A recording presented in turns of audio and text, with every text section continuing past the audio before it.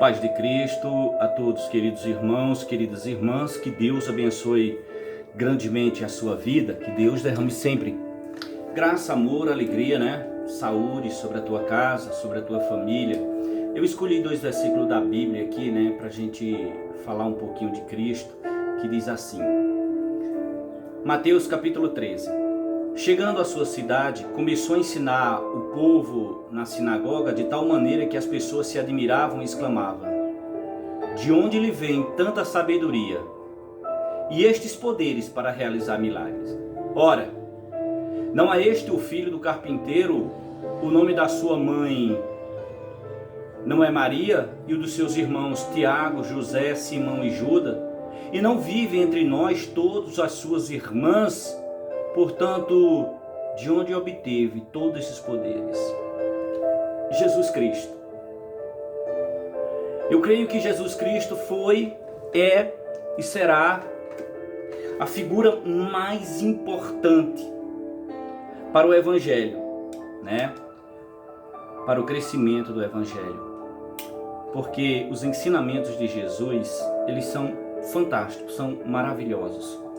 Jesus pregava de um jeito suave, de um jeito maneiro, de um jeito em que as pessoas entendiam. Jesus falava a língua das pessoas. E queridos, eu estava pensando muito sobre os ensinamentos de Jesus, sobre a maneira que Jesus pregava, e eu começo a estudar a Bíblia, e eu começo a ver como os grandes, os poderosos se revoltaram contra Jesus. Eles expulsaram Jesus da sinagoga. Eles perseguiram Jesus. Eles só sossegaram quando eles mataram a Jesus. E aí eu te pergunto, será que hoje nós vivemos um tempo diferente da época de Jesus? Será que se Jesus viesse hoje, estivesse aqui entre nós como homem, e ele começasse a pregar, será que ele ia ser aceito? Será que fariam para Jesus aquela festa que fazem todo ano lá em Copacabana, as queimas de fogos para receber Jesus? Sabe, querido, Jesus lutou contra o sistema. Jesus lutou, mas lutou de verdade, contra os poderes dos homens, contra a religiosidade. Às vezes as pessoas falam, pastor Paulo, às vezes o senhor prega dizendo para eu não ir na igreja. Eu não sou contra a igreja. Eu quero deixar isso bem claro. Eu não sou contra a igreja. Eu sou contra os maus administradores das igrejas e os maus propagadores da palavra de Deus. Eu sou contra aquele que prega o falso evangelho. Eu sou contra aqueles que ainda hoje vendem indulgência.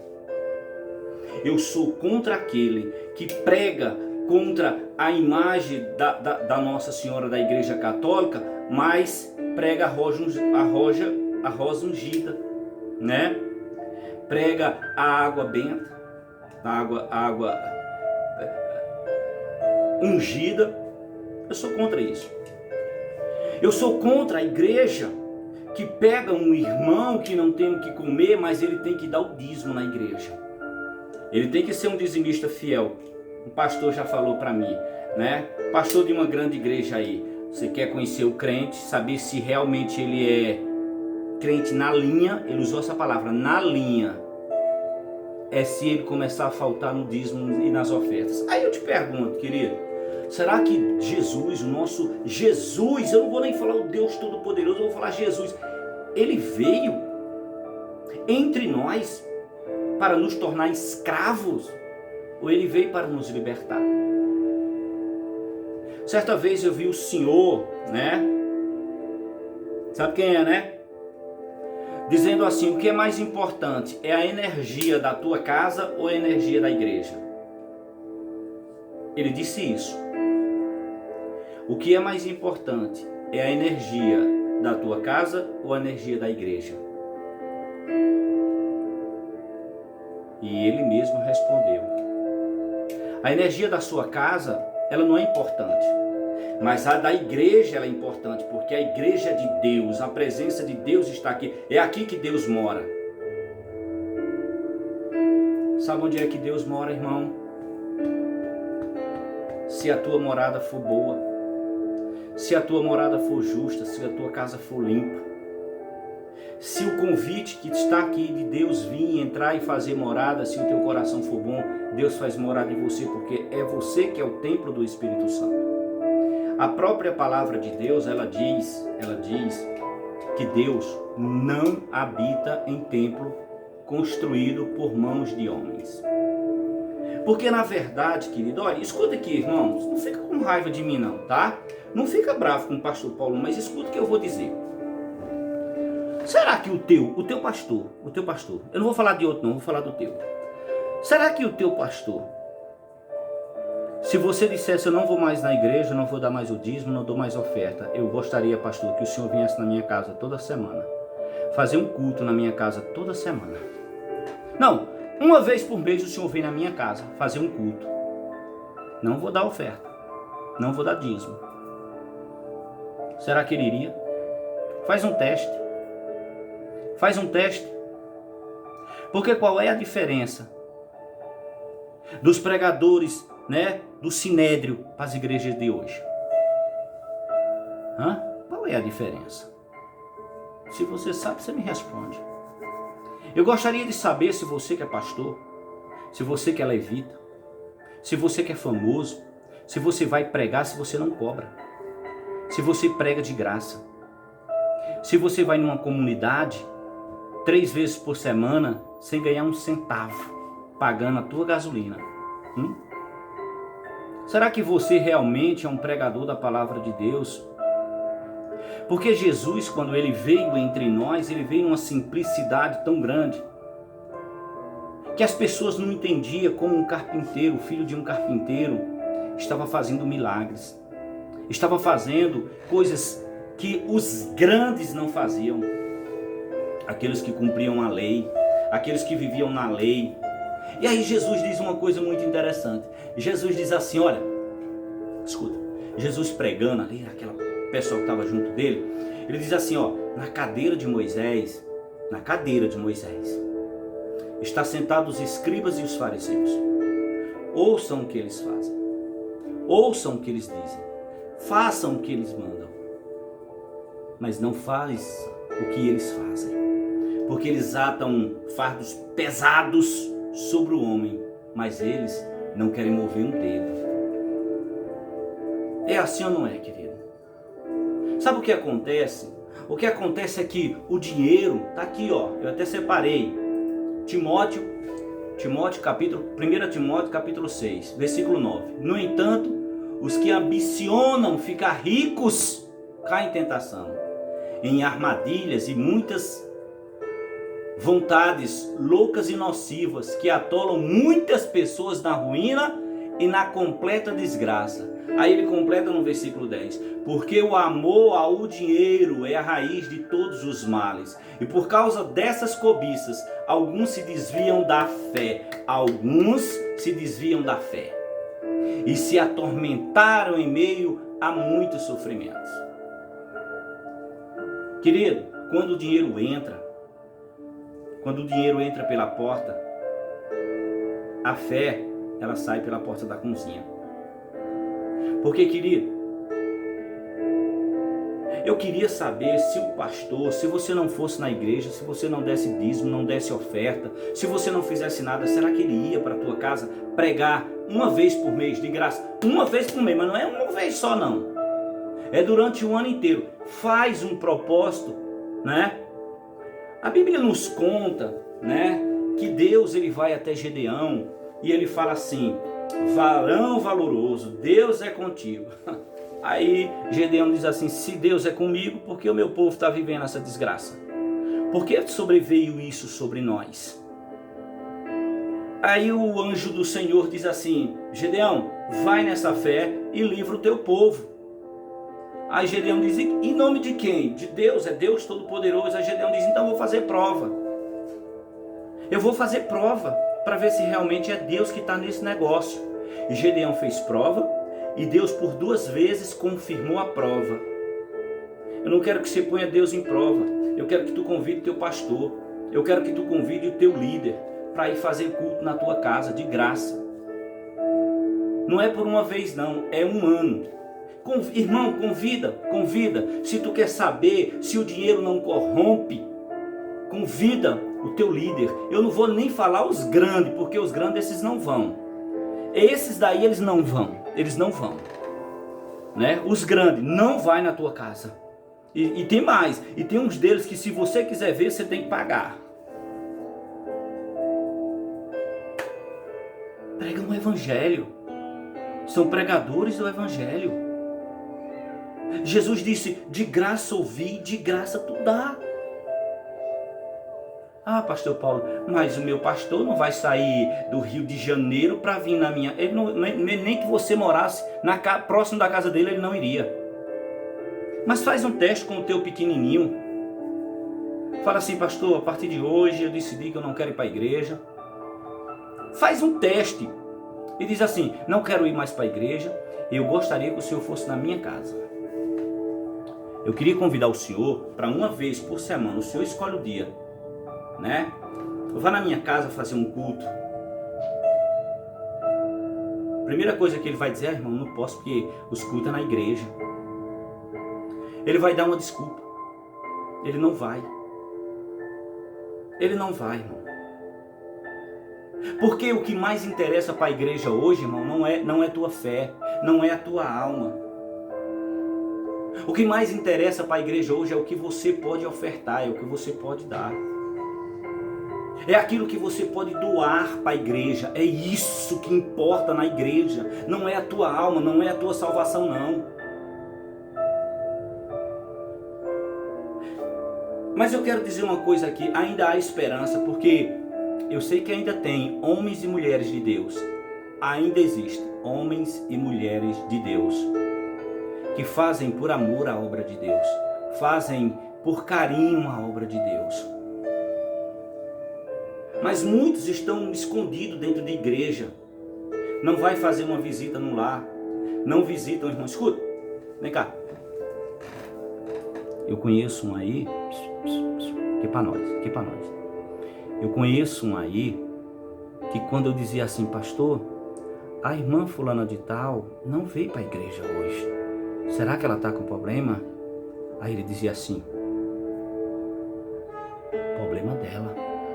Ela sabe onde é a igreja, ela não quer vir, eu não vou correr atrás de ovelha não. Aí eu dizia assim, mas meu pastor, a Bíblia não diz que nós deixaríamos a 99 e iríamos atrás de uma ovelha? Isso é Bíblia, isso é conversa de Bíblia. Eu não vou.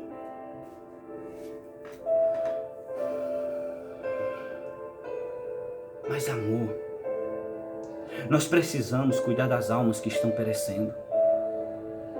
Nós precisamos tirar do papel. Nós precisamos nos doar mais, nós precisamos amar mais, nós precisamos ser mais atencioso com o nosso próximo. Querido, você já pensou se Deus fosse igual a você? Você já pensou se Deus pensasse exatamente como você pensa? Se Deus tivesse as atitudes que você pensa, salve-se quem puder, não é? O que é mais importante para você, querido? O que é a coisa mais importante para você? Pensa, porque é essa coisa que está te tirando da presença de Deus. Eu quero ser um grande pregador. Pastor, eu quero ser um grande pastor, um grande pregador. E aí você, nessa ânsia de ser isso que você quer, o inimigo começa a te usar naquilo que tu quer, naquilo que tu deseja. E tu começa a fazer coisas que Deus não quer, e tu começa a dizer coisas que Deus não disse, né? Ah, assim diz o Senhor, sem Deus ter dito nada. Quando será que nós vamos acordar? Quando for tarde? Quando será que nós vamos entender que o Evangelho de Cristo, ele não se compra, ele não se vende, ele é dado de graça, de bom coração? Quando é que nós vamos entender que o importante não é o prédio, o importante é o amor? Quando é que as pessoas vão acordar? Hoje eu estava conversando com um amigo meu e ele falou assim: meu amigo, isso já está tão encruado na cabeça de alguns crentes que já virou uma crosta, não sai mais. Talvez você que está me ouvindo, você acha que eu estou falando baboseira, que eu estou falando besteira. Mas hoje, querido, hoje a igreja está morrendo. A verdadeira igreja de Cristo. Porque, querido, não é o prédio, não é o que é construído pela mão do homem, mas a verdadeira igreja de Cristo está aqui dentro de você. E muitas dessas igrejas, que por fora parece ser a coisa mais bonita do mundo, por dentro está igual aos túmulos, podre. Eu não vou nem te dizer para você olhar a vida do teu pastor, porque tu vai se desviar, tu vai ficar tão triste que tu vai se desviar. Olha para Cristo. Mas olhar para Cristo não é estar dentro da panelinha fazendo parte, né? Fazendo parte da panelinha, das críticas, da perseguição ao irmão ou à irmã, do vem pra cá que eu te quero. Pregar o evangelho, querido, pregar o verdadeiro evangelho é pregar sem aplausos. É pregar sem tapinha no ombro. É pregar com fome, é pregar com sede, é subir numa comunidade, é abraçar o carente, o doente, o cego, o aleijado, é levar uma cesta básica ao necessitado. É pagar um prato de comida ao necessitado que você encontra na rua. Pregar o evangelho de Deus, o verdadeiro evangelho, é amar as pessoas, é falar que Cristo é amor, Ele não é o terror, Ele é o amor. Tem igreja que prega ódio, que prega o medo. Porque se você não for fiel no dízimo e na oferta, Deus não vai te abençoar. Você é um ladrão, você está roubando de Deus. Eu tenho certeza que você já ouviu isso. As favas, irmão. As favas. Eu tenho uma pergunta para te fazer, você que está me ouvindo, eu tenho uma pergunta para te fazer. Será que se eu vou levar o meu dízimo na igreja, e eu passo pelo meu irmão que está com fome, e eu deixo ele com fome porque o dízimo é da igreja, será que o meu Deus vai aceitar isso? Que eu deixei o meu irmão com fome para levar dinheiro para a igreja? É muito bom congregar, irmão, e mais uma vez eu reforço aqui, eu não sou contra a igreja, eu sou contra a administração dela, eu não sou contra o que a igreja significa, o espírito que a igreja significa, eu sou contra o que fizeram com a igreja de Cristo. Todo mundo sabe meter o pau na igreja católica, né? Todo mundo sabe meter o pau nas outras religiões, a nossa não, a nossa é intocável, a nossa é a pior que tem. Porque nós somos tão o ego do crente é tão grande que ele já subiu para o céu e os outros irmãos não. Só que o que a gente não entende é que ninguém conhece a mente de Cristo. Eu vou dar um exemplo. Tem uma certa religião, uma certa seita aí, que eles anunciam bomba, tiro, decolam, queimam em nome do Deus dele. Mas o nosso Deus, ele é silencioso, ele é calmo, tranquilo. É só você olhar para o coronavírus. Você vê? Não vê. Silencioso. Mas será que as pessoas não despertam que Deus está falando conosco? Porque as pessoas esqueceram que Deus existe, as pessoas perderam o temor a Deus. Não que Deus seja temeroso, um Deus maldoso que quer matar as pessoas, né? Não, Deus só quer que você desperte. Porque hoje nós damos mais atenção ao dinheiro do que a Deus. O nosso Deus hoje é o dinheiro. Nós achamos que nós podemos tudo, nós podemos fazer tudo. As pessoas desacreditaram de Deus, as pessoas já não acreditam mais em Deus, né? As pessoas acham que Deus tem que fazer o que eles querem, e não é bem assim. Esse planeta tem dono, esse planeta, essa bolinha azulzinha tem dono, não é o que o homem quer. E hoje, Hoje é sábado, 25 de abril, são 15h23. E hoje nós já temos quase 200.000 pessoas mortas.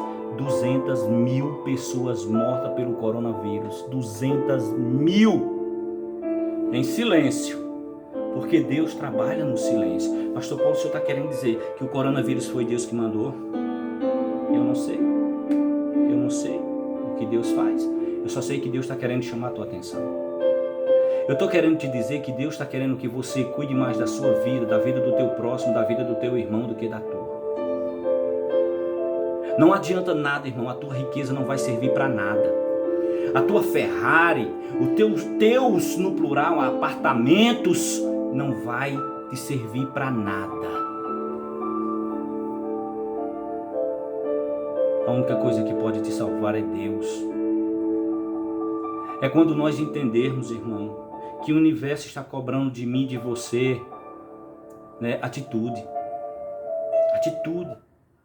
Amar o próximo, cuidar do próximo, olhar mais para o próximo do que para mim mesmo. Eu tenho que cuidar de mim, mas também tenho que cuidar do meu próximo. Então, querido, irmãos, vamos entender a vontade de Deus qual é. Deus não te quer acorrentado dentro de uma igreja. Deus não te quer aquele, sabe? Diga glória. Oh, glória. Diga aleluia. Aleluia. Isso é prisão. Isso é jugo pesado de homens. Tu quer saber, irmão? Tu quer saber se verdadeiramente o teu pastor, aquele que se ele cuida de ti, convida ele para ir na tua casa. Pede para ele orar por você na sua casa, ir lá, pôr a mão sobre a tua cabeça. Diz, pastor, eu estou necessitando. Quantas cestas básicas teu pastor foi levar? Teu pastor já te ligou para perguntar se você está bem? Teu pastor já cuidou de você? Tem suprido suas necessidades? Eu não sou contra a igreja. Eu não sou contra, eu até gosto de congregar com os irmãos. Quão bom e suave é que os irmãos vivam em união. Eu só queria que a gente pregasse o verdadeiro evangelho de Cristo, que liberta, que cura, que sara. Isso é o que é importante. Isso é o que é o mais importante, irmão.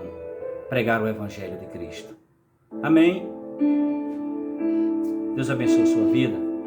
Deus derrame graça, paz, alegria, amor e saúde sobre a tua família, sobre a tua casa. Ficam na paz do Senhor.